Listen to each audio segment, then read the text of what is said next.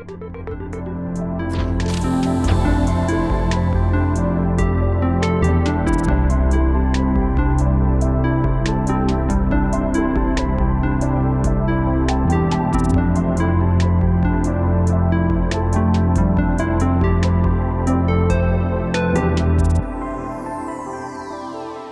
everybody, welcome to BrickVault. In this video, we are taking a closer look at this wonderful Lego-built breaching orca. Also known as the killer whale, this apex predator is one of the largest toothed mammals, and they most often eat fish, seals, or dolphins. They have been used as the symbol of connection and togetherness throughout human history. This may very well be in part due to the fact that they live with the same family or pod their whole lives. And in the wild, these things pose no danger to humans. Sorry, this is not an episode of the Discovery Channel. I just thought I would include some information along with this amazing Lego build. This elegant creation came from the talented designer Timothy Kachev, and the instructions can be found at our web store, www.brickvault.toys. Included with each purchase are the PDF step-by-step instructions and a digital parts list for quickly uploading and ordering the parts online. Buying instructions is an excellent way to show support for us here at the channel and to the dedicated builders like Timothy. This is also his first build up here on the web store, and it is definitely worth checking out his other work too if you haven't had a chance yet. Let's take a closer look at the build now though. It really comes in two parts. You have the orca itself and the sparkling ocean stand that makes it breach through the surface. Focusing on the whale first, really the main thing I noticed right in the beginning was that this is built almost completely with normal Lego system bricks, with just a few kind of fun little pieces thrown in here and there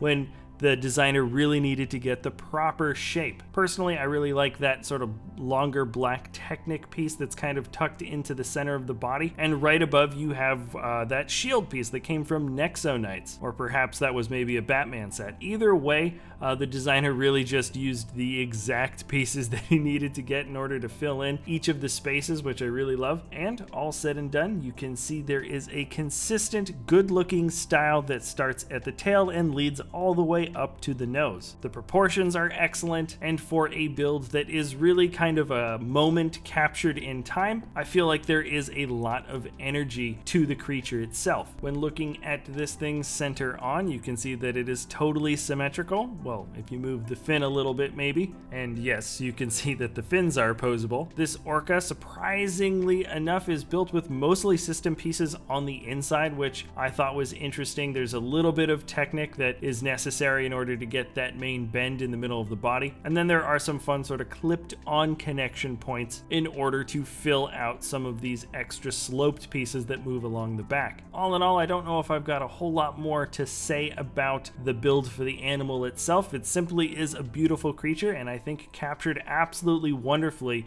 with the Lego bricks. Now, when moving down to the stand, this is something that I think really does add a huge dimension to the build. Not only does it perch the orca itself at a wonderful angle where you can see all the fun details, but the water itself is built quite creatively. It sparkles all along the top with those little cone pieces in trans blue, and you can see the break in the wave is made with a lot of trans clear 1x2 plates. He also used those plates in order to make a little bit of splashing water kind of coming out in those two larger arcing points on either side, and then you can see a little bit sort of hanging up or suspended in midair as well. If you think there's a trick to holding the whale up here, there really isn't. When you take a closer look at how that back fin, or the back tail really, is connected in, it's just kind of split between some of those trans clear 1x2 plates. In essence, because it's only really held up in this one point, the weight is not totally perfectly centered. That's why you see a little bit of a dip to one side for the whale, but the model when clipped into the stand is decently balanced and somewhat sturdy. It's definitely a display model. In fact, let's just move on over to the handling section of this review. For the most part, I handle this mock pretty gingerly.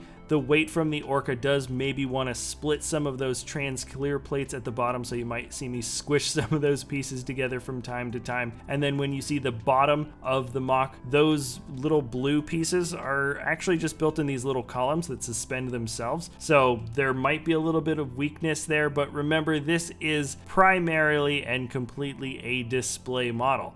When moving this around, I would definitely say use two hands, or at least hold it by the Orca instead of the stand, just because of that top heaviness. Ooh, and you can see it almost came apart right there. So certainly compared to some of the other models in the web store, there is a little bit of tender care, I would say, when moving this model around while the Orca is up in the stand. The Orca itself is actually quite strong, and if you wanted to display this up on a desk or a shelf, I would say that it's absolutely strong enough to do anything like that. This has been a really fun model to have in the office. I can say that Mike, Ramon, and I have been sort of fighting over which one of us wants to kind of have it displayed on our desk or in our area. In full disclosure, it wasn't me that built it, but Ramon, who put it together, said it was a really fun experience. When it comes to still life sculptures like this one, it feels as if we have put together somebody's work of art, which I absolutely think is the case here with Timothy's Orca. I can tell that a lot of care, time, and effort went into the creation of this particular model, both in terms of the quality that I see just from the final build here, and the care and effort that was put into the instructions. By the way, you can find the instructions once again at our web store, BrickVault.toys. And if you've stuck around in the episode this long, thanks a lot for hanging out with us. If you enjoy our creations, you can always like or subscribe. And please, please, please let us know what you want to see next up in the web store. We love hearing your suggestions, your ideas. Sorry if I don't totally get back to you immediately with emails that you send over. We get a lot these days. But anyways,